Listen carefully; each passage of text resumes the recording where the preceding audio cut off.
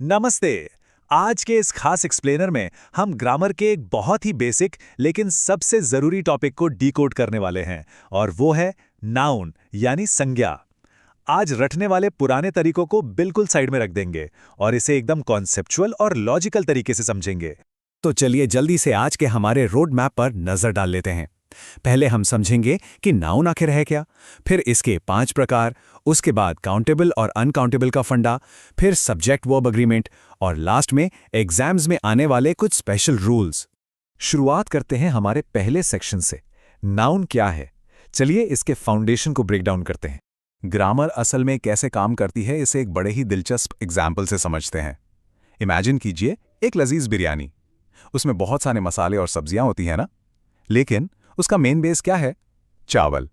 बिल्कुल उसी तरह इंग्लिश लैंग्वेज के किसी भी सेंटेंस में पार्ट्स ऑफ स्पीच इंग्रेडिएंट्स की तरह काम करते हैं और उसमें नाउन उस जरूरी चावल की तरह है। ये हमारे सेंटेंस का सबसे अहम और सबसे ज्यादा इस्तेमाल होने वाला हिस्सा है। अब यहाँ एक बड़ा सवाल आता है। बचपन से हम ग्रामर में वो रटी रटाई डेफिनेशंस पढ़ते आ रहे हैं, किसी व्यक्ति, वस्तु या स्थान के नाम को संज्ञा कहते हैं।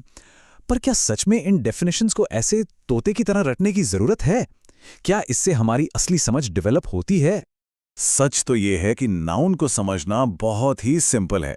नाउन का सीधा सा मतलब है एक नाम। जी हां, बस एक नाम। इस पूरे यूनिवर्स में, ब्रह्मांड में जिस भी चीज को हम कोई नाम दे सकते हैं वो नाउन है।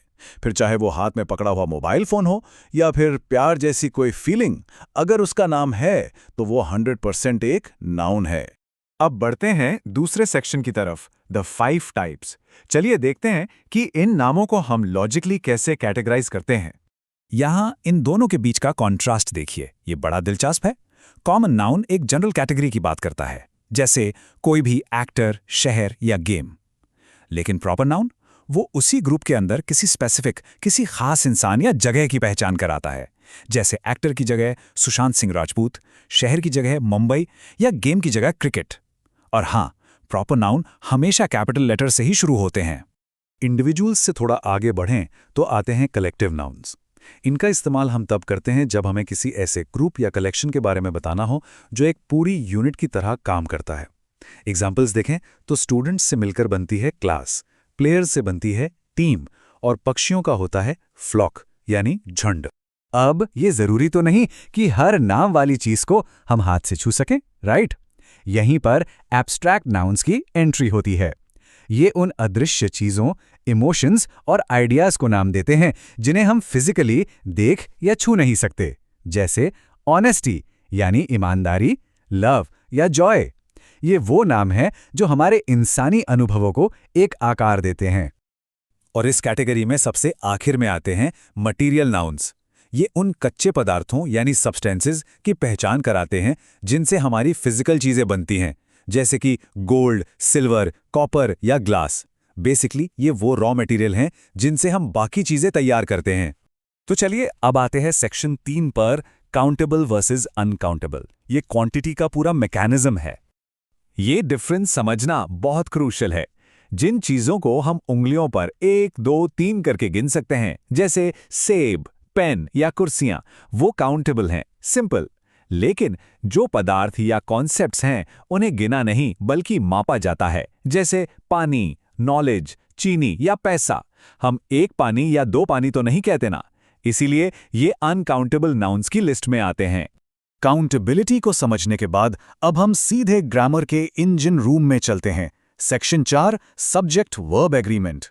देखिए, कोई भी सेंटेंस हो, उसमें नाउन अक्सर सब्जेक्ट का ही काम करता है और ये नाउन सिंगुलर है या प्लूरल, इसी से तय होता है कि वर्ब कौन सी लगेगी। इससे पूरे सेंटेंस का स्ट्रक्चर बैलेंस रहता है। रूल एकदम स्ट्रेट फॉरवर्ड है, सिंगुलर नाउन के साथ सिंगुलर वर्ब और प्लूरल नाउन के साथ प्लूरल वर्ब। इसे बिल्कुल एक मैथमेटिकल फॉर्मूले की तरह याद रख सकते हैं। और अब हम इस एक्सप्लेनर के सबसे इंपॉर्टेंट हिस्से पर आ गए हैं, सेक्शन 5, स्पेशल रूल्स। ये वो एक्सेप्शंस हैं जो एग्जाम्स में सबसे ज्यादा पूछे जाते हैं। एक बहुत बड़ा मिथ है कि अगर किसी वर्ड के एंड में एस लगा है तो वो पक्का प्लूरल होगा। बिल्कुल नहीं। मैथमेटिक्स, फिजिक्स जैसे सब्जेक्ट्स या फिर न्यूज़ और मीजल्स जैसी बीमारी, ये सब सिंगुलर नाम है। इनके नाम के आखिर में एस जरूर दिखता है, लेकिन इनके साथ हमेशा सिंगुलर वर्ब ही लगती है। इसमें कंफ्यूज नहीं होना है। इसके ठीक ऑपोजिट कुछ चीजें नेचुरली दो हिस्सों से मिलकर बनती हैं। जरा सोचिए कैंची, सनग्लासेस, पैंट्स या हेडफोन्स के बारे में। क्योंकि ये हमेशा दो पार्ट्स में होते हैं, इसलिए इंग्लिश ग्रामर में इन्हें बाय डिफ़ॉल्ट प्लूरल ही माना जाता है और इसीलिए ये अपने साथ हमेशा प्लूरल वर्ब ही लेते हैं। एक बार फिर से अनकाउंटेबल नाउन्स की तरफ मुड़ें तो एक और बड़ा ही इंटरेस्टिंग रूल है। चूंकि अनकाउंटेबल नाउन्स को फिजिकली प्लूरल नहीं बनाया जा सकता, मतलब हम फर्नीचर्स या इंफॉर्मेशंस नहीं कह सकते, इसलिए फर्नीचर, इंफॉर्मेशन, हेयर या नॉलेज जैसे वर्ड्स हमेशा और हमेशा सिंगुलर वर्ब के साथ ही इस्तेमाल होते हैं। कलेक्टिव नाउन्स के केस में एक कमाल का ट्विस्ट है। जब पूरी टीम एक सिंगल यूनिट की तरह काम करती है तो हम सिंगुलर वर्ब लगाते हैं, जैसे the team is heading for practice. लेकिन अगर उसी टीम के मेंबर्स अलग अलग अपने अपने लेवल पर कुछ कर रहे हैं तो वर्ब प्लूरल हो जाती है, जैसे the team are meeting their families. है ना एकदम लॉजिकल। तो इन सभी बेसिक कॉन्सेप्ट्स और स्पेशल रूल्स को डिकोड करने के बाद अब सोचने वाली बात यह है, क्या एग्जाम्स के उन लंबे और कॉम्प्लेक्स सेंटेंसेस में नाउन के सही टाइप और वर्ब के सही फॉर्म को इसी एक्यूरेसी के साथ पहचाना जा सकता है? ये इस नई ग्रामर अंडरस्टैंडिंग का असली टेस्ट होगा। इस सवाल को दिमाग में रखिएगा, प्रैक्टिस करते रहिएगा और रटने के बजाय कॉन्सेप्ट्स को इसी तरह लॉजिकली समझते रहिएगा।